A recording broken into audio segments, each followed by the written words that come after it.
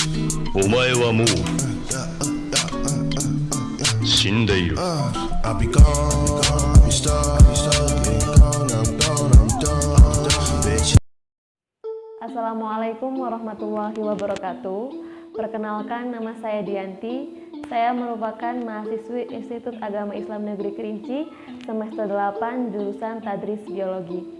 Dalam video kali ini, saya akan menjelaskan tentang cairan disinfektan, yang dimana saya akan menjelaskan tentang manfaat cairan disinfektan serta apa saja yang perlu disemprotkan di dalam ruangan rumah.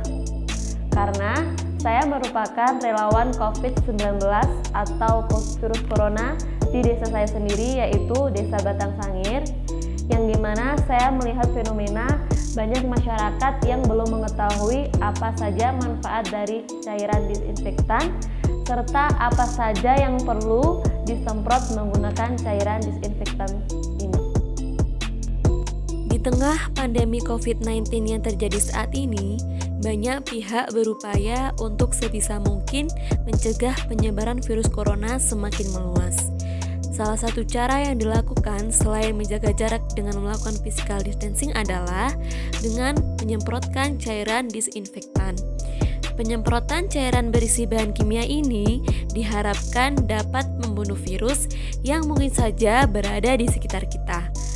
Belakangan ini, masyarakat juga menerima informasi edukasi soal pembuatan cairan disinfektan secara mandiri dengan mencampurkan cairan-cairan pembersih atau pemutih pakaian yang ada di rumah dengan air.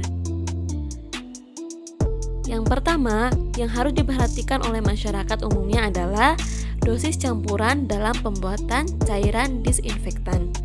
Untuk campuran ini, tentu ada perbandingan tersendiri agar dosisnya sesuai dan bisa menjadi cairan disinfektan yang bermanfaat dan tidak membahayakan. Salah satu perbandingan yang dianjurkan adalah mencampurkan 4 sendok teh cairan pemutih pakaian dengan 1 liter air, aduk kedua jenis cairan itu, lalu semprotkan ke benda-benda yang ingin kita sterilkan. Dosen kimia Universitas Diponegoro, Nurbasid Adiwibawa Prasetya menyebutkan, disinfektan yang dibuat dengan larutan bahan kimia rumahan tersebut aman digunakan. Selanjutnya, tempat-tempat yang harus disemprot yang digunakan oleh masyarakat. Dia pun menjelaskan, cairan disinfektan itu bisa disemprotkan ke segala penjuru bagian rumah atau lingkungan sekitar rumah, kecuali alat-alat yang digunakan untuk keperluan konsumsi. Selain itu, penyemprotan juga jangan sampai mengenai makanan atau kemasan makanan. Keduanya tidak perlu disemprotkan disinfektan karena hingga saat ini tidak ada bukti yang menunjukkan makanan dapat menularkan virus corona. Sehingga untuk memastikan higienitasnya cukup dengan memperhatikan keamanan pangan standar saja. Selanjutnya, manfaat dari disinfektan.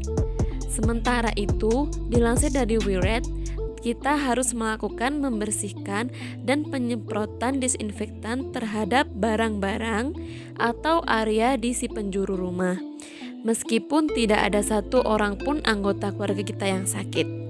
Membersihkan berarti hanya mencuci atau mengelap bagian permukaan barang. Sementara menyemprotkan disinfektan berarti mematikan patogen virus yang mungkin saja ada di permukaan barang atau suatu area. Barang pertama kali harus dibersihkan terlebih dahulu sebelum disemprot menggunakan disinfektan. Bisa dengan dilap atau disemprotkan begitu saja. Selanjutnya, dalam penyemprotan ini harus dilakukan secara rutin.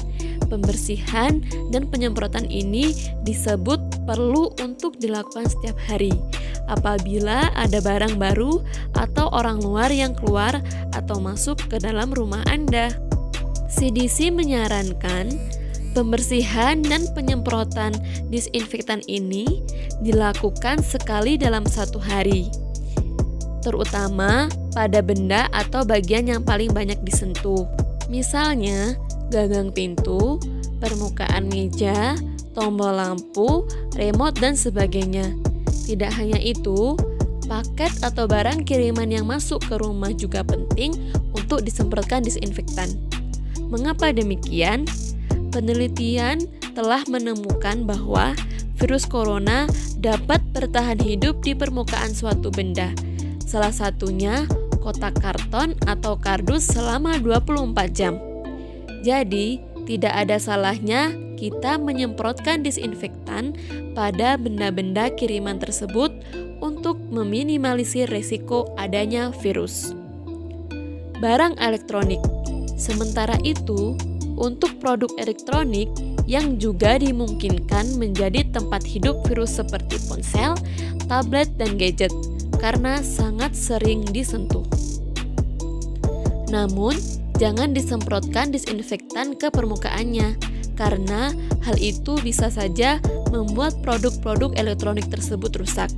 Cukup dilap saja sedikit cairan disinfektan menggunakan kain tipis atau tisu. Selain disinfektan, bisa juga gunakan cairan alkohol dengan kandungan 70%. Baiklah, itulah penjelasan saya mengenai cairan disinfektan. Sebelumnya, saya mengucapkan terima kasih karena telah melihat video ini. Dan untuk mengakhiri video ini, saya akan menampilkan beberapa kegiatan saya selama saya menjadi relawan COVID-19 atau virus corona di Desa Batang Sangir. Terima kasih. Wassalamualaikum warahmatullahi wabarakatuh.